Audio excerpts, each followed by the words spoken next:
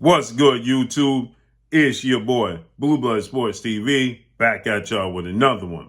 So, we have a shocking turn of events that took place as undefeated WBA World Boxing Association light heavyweight world champion Russian superstar boxer Dmitry Bivol completely dominates and outclasses four-division world champion, currently the undisputed super middleweight world champion, who is widely considered to be the face of the sport of boxing, top three, if not the number one best pound for pound fighter in the world, in Saul Canelo Alvarez. He dominated Canelo Alvarez so bad and outclassed him so bad in this fight that the Mexican fan base, from about the seventh, eighth round, started immensely booing Canelo Alvarez. And then in Canelo Alvarez post-fight, Dmitry Bivol wins a unanimous decision over Canelo Alvarez. And then in the post-fight, as Canelo Alvarez is doing his post-fight interview, the crowd starts immensely booing him again. Okay, just showing how fickle the boxing fans can be. I was completely surprised. I thought the left hook, right hooks to the body of Canelo Alvarez was going to be the difference in the fight. And he was landing the right hooks and left hook to the body, but it wasn't having much effect on Dmitry Bivol, okay? Now, Canelo Alvarez is now 57 wins, 2 losses, 2 draws, 39 big wins by way of knockout, 31 years of age, 5'8" with a 70-inch arm reach. Dmitry Bivol is now 20 wins, no losses, no draws. He has 11 wins by way of knockout. He is 6 feet tall with a 72-inch arm reach at 31 years of age. Now, many people, they were saying that this was a cherry pick. And I tried to tell the boxing fans and the boxing world that this was no cherry pick. I tried to tell the world that this was a lateral move in choosing Dmitry Bivol, because Dmitry Bivol is a very good boxer. When it came to choosing between Jamal Charlo, David Benavidez, Canelo Alvarez, choosing Dmitry Bivol over those guys was a lateral move, okay? It wasn't a step back move. I tried to explain that this was a lateral move, okay? Dmitry Bivol is a very good boxer.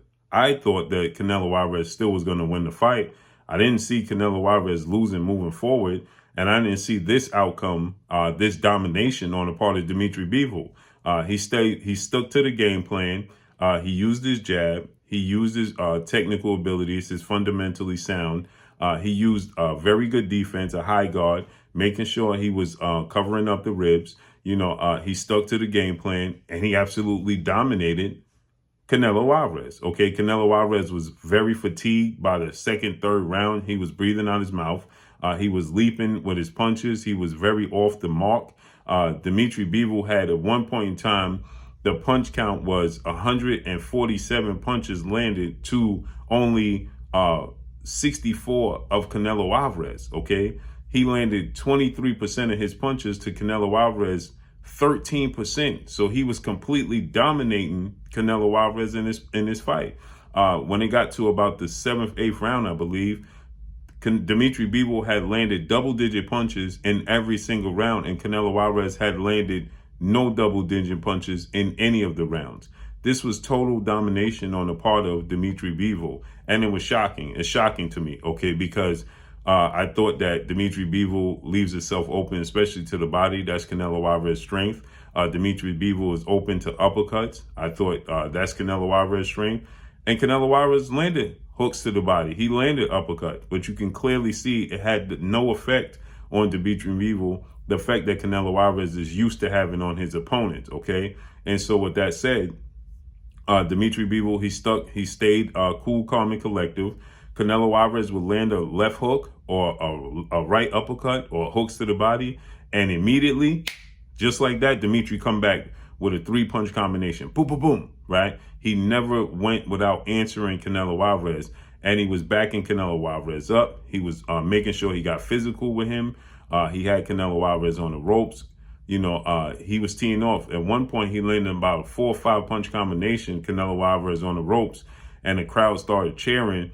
And Dmitry Bivol, he backed up, and Canelo Alvarez tried to wave him back in, as to say, let's keep going, let's fight.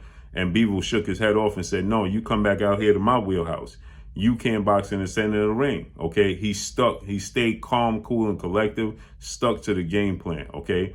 I was super surprised to see this outcome. I didn't see Dmitry Bivol, Arthur Beterbiev, Joe Smith, Jamal Charlo, or David Benavidez beating Canelo Alvarez, okay? And again, his slow feet. You started to hear the commentary talking about Canelo Alvarez's slow feet. He was just trying to walk around the ring, okay, to cut off the ring of Dmitry Bivol. He was just walking around the ring to cut Dmitry Bivol off, okay?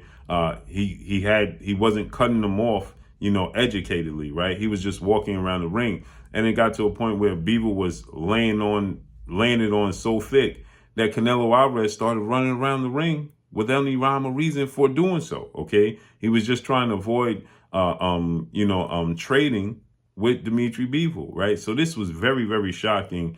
And Canelo Alvarez, this is has to be humbling for him to hear his Mexican fan base completely booing him, okay? They were booing him from around the 8th round all the way up to his post-fight press conference, okay? They were post-fight interview, in the ring.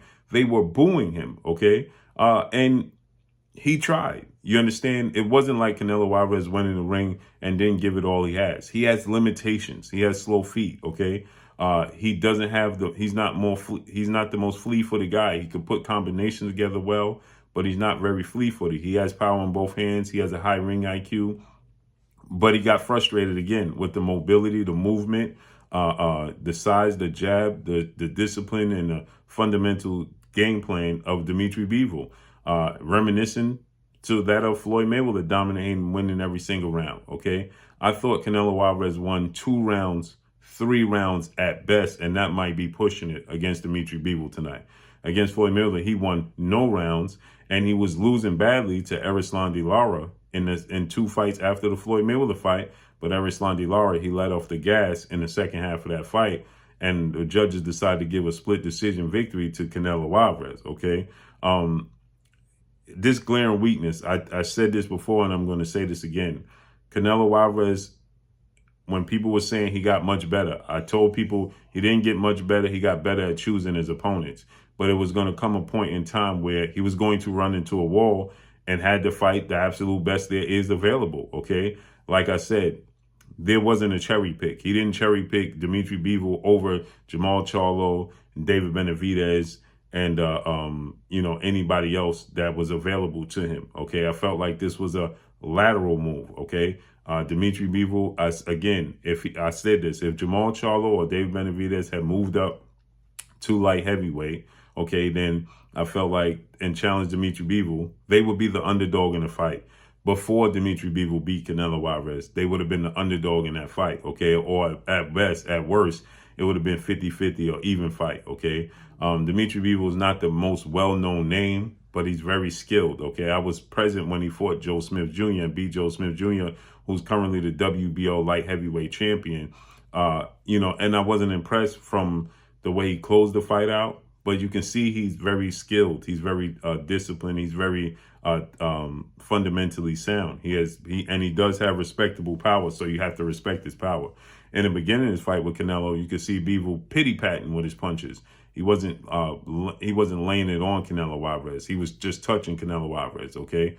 And then he started to change the pace, change up the punch power.